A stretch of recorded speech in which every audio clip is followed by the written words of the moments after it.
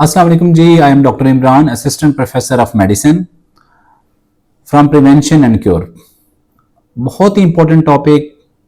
लोग ऐसी एक हैबिट है पाकिस्तानी पॉपुलेशन की, बल्कि ऑल ओवर द वर्ल्ड ये ऐसी हैबिट है जिसके बारे में लोगों को खुद इल्म है कि नुकसानदेह है, लेकिन वो क्विट करने से कासिर हैं। जी हाँ, मैं बात कर रहा हूँ सिगरेट स्मोकिंग के हवाले से। आज मैं चाहता हूं कि थोड़ी सी चीज़ें हम सिगरेट स्मोकिंग के हवाले से बताएं कि आखिर ये क्यों इतना प्रोहिबिट किया जाता है और सिगरेट स्मोकिंग का आपकी बॉडी पे क्या नेगेटिव तासर होता है, क्या कोई पॉजिटिव इफेक्ट भी है और ज़्यादा नेगेटिव तासरात है। लोगों को इल्म है कि सिगरेट स्मोकिंग ये काम करती है और इसको हम सिगरेट स्मोकिंग को क्विट कैसे कर सकते हैं, छोड़ कैसे सकते हैं, ये बहुत इंपॉर्टेंट क्वेश्चन है। सिगरेट स्मोकिंग का सबसे पहला साइड इफेक्ट, जैसे ही आप उसको सिगरेट स्मोक करते हैं आपके माउथ में स्टार्ट हो जाता है। सिगरेट स्मोक में मेनली दो कंपोनेंट्स होते हैं, एक कोल टार होता है, एक निकोटीन होती है। लोग निकोटीन के एडिक्ट होते हैं इसलिए पीते हैं। कोल टार की कोई एडिक्शन नहीं होती, कोल टार के नुकसान होते हैं, ऑल्दो निकोटीन के अपने भी नुकसान हैं। इसके अलावा 100 से ज़्यादा ऐसे केमिकल टॉक्सिन्स हैं जो आपकी बॉडी को नुकसान पहुंचाते हैं, उसके बारे में हम बात करेंगे। तो कोल टार जैसे ही दांतों में जाता है, दांतों के एनामल को नुकसान पहुंचाता है, डिस्कलर करता है, आपका दांतों का रंग खराब होना शुरू हो जाता है। और दांत आपके एनामल का मतलब ये होता है जो उसके ऊपर एक थिक लेयर होती है जो मजबूती देती है दांतों को, वो खराब होना शुरू हो जाती है। दूसरी बड़ी बात, बहुत से लोगों को माउथ अल्सर्स और माउथ हाइजीन खराब होना शुरू हो जाती है। मुंह की सफाई और मुंह के अंदर जो सारे बैक्टीरिया है वो डिस्टर्ब होना शुरू हो जाते हैं। बहुत से लोगों में, क्रोनिक स्मोकर्स में जो काफ़ी अर्से से स्मोकिंग कर रहे होते हैं, जायका बदल जाता है या जायका आता ही नहीं है, या जायका लोगों का मुख्तलिफ चीज़ों के लिए बदलना शुरू हो जाता है और मुंह से बाज़ लोगों को स्मेल भी आती है।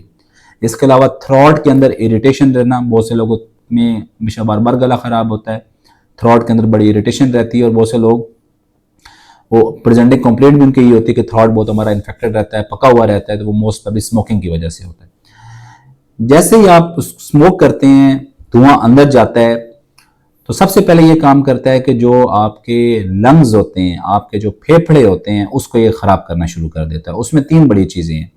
एक तो अल्लाह ताला ने पूरे रेस्पिरेटरी ट्रैक्ट में जो सांस की नाली और नीचे फेफड़े सारा जो रास्ता है, उसमें खुदा ने छोटे छोटे बाल नुमा सीलिया बनाए होते हैं। वो सारा आपका जो बलगम होती है, जो गंदगी होती है, जो बाहर से हम इनहेल करते हैं, उसकी सफाई के लिए खुदा ने वो बनाए हैं।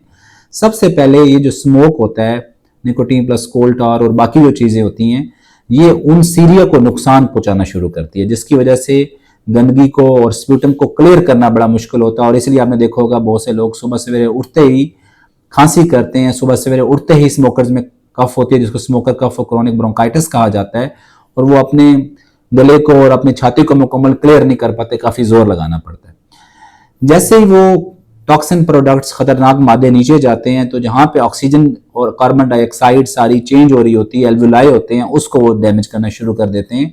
और उसकी वजह से आपके मैदे, आपके जो फेफड़े हैं, वो सुगड़ना शुरू हो जाते हैं या उसमें फैलाव आना शुरू हो जाता है, उस पर प्रॉब्लम आना शुरू हो जाती है।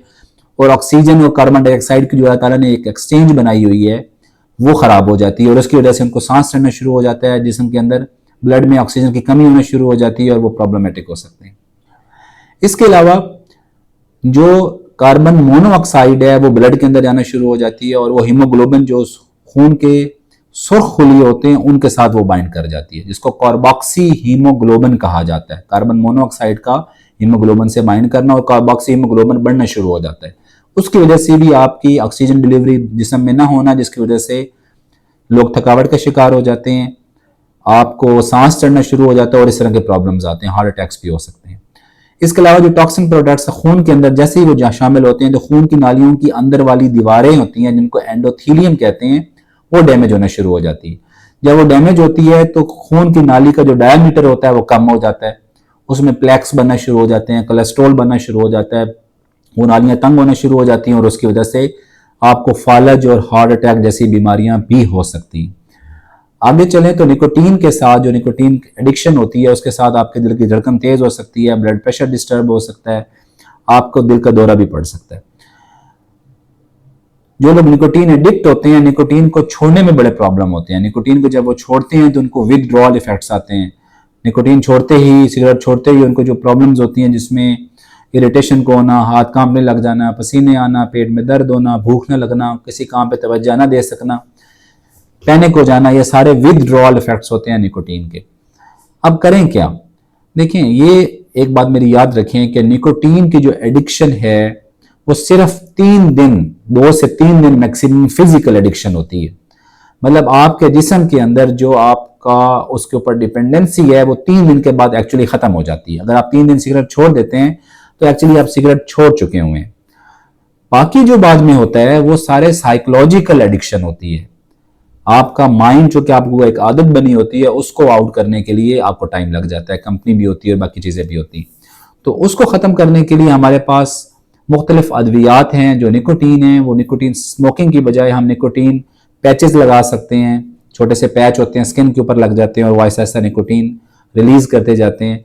निकोटीन गम्स आती हैं, निकोटीन लोजेंजेस आते हैं, निकोटीन इनहेलर्स भी आते हैं।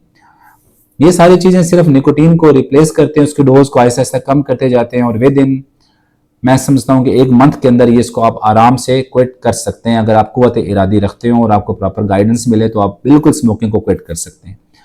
अगला क्वेश्चन ये है कि अगर इंसान 30 ईयर्स से स्मोकिंग कर रहा है और अभी वो स्मोकिंग छोड़ देता है तो क्या उसको कोई फायदा होगा? 100% फायदा होगा। According to the science and research, 90% जो प्रॉब्लम्स होते हैं स्मोकिंग के बाद, जो स्मोकिंग की वजह से और होते हैं, वो ठीक होना शुरू हो जाते हैं।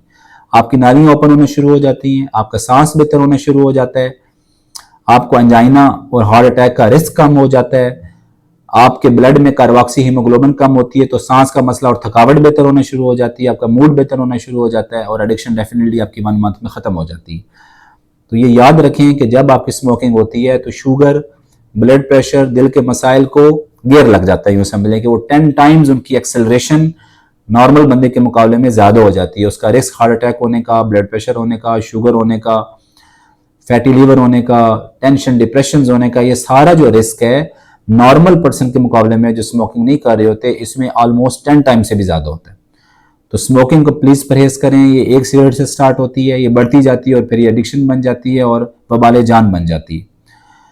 तो इसको ट्रीट करने के बहुत आसान तरीके हैं। इसमें आप निकोटीन रिप्लेसमेंट कर सकते हैं, कुछ आपको सोशो बिहेवियरल सपोर्ट चाहिए होती है, डॉक्टर की एडवाइस चाहिए होती है, कुछ थोड़ी बहुत दवाइयाँ हम विदड्रॉल के लिए देते हैं।